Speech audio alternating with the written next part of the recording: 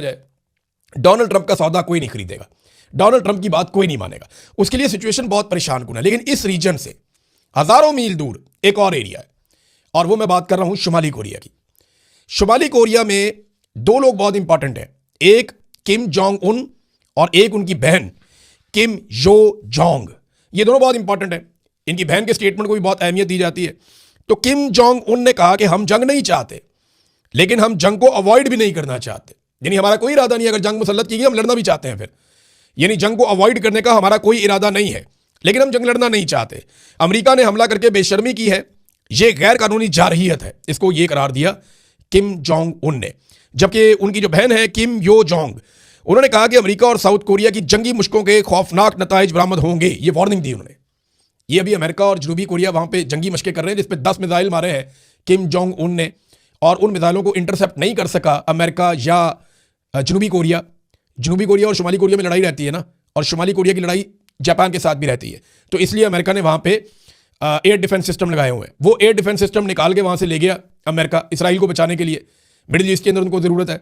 तो अब यहां पे उन्होंने जब मिसाइल मारे तो वो इंटरसेप्ट नहीं हुए, और अब किम जोंग उनको ये पता है कि वो जो भी मिसाइल मारेगा ये फिजा उसके लिए खाली है। ये माहौल बन गया वहां पे, तो वो धमकी शमकी भी उन्होंने लगा दी है। और ये उनकी बहन ने भी कह दिया है कि अमेरिका और साउथ कोरिया की जंगी मशकों के बड़े खौफनाक नताइज हो सकते हैं। ये एक तरह की वार्निंग उन्होंने जारी की है।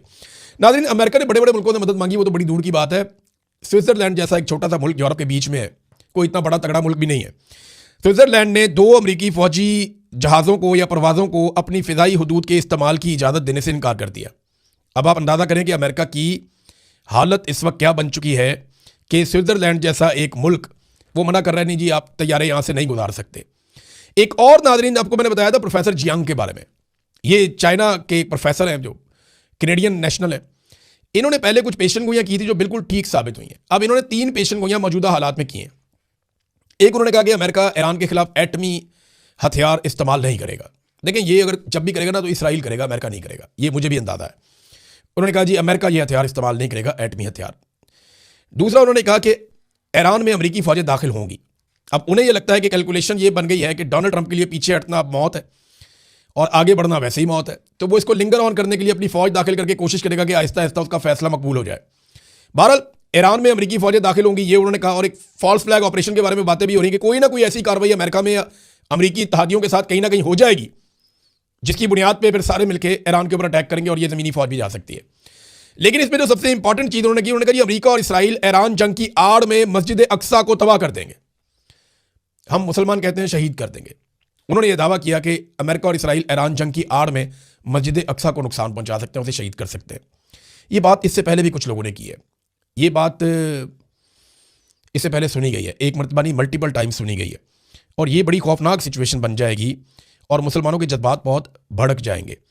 एक और खबर है नाज़रीन, और ये खबर है सिंपल इतनी सी है कि दुनिया भर के मीडिया को एक खबर फीड की गई है, क्योंकि इस खबर में किसी सोर्स का नाम नहीं बताया गया।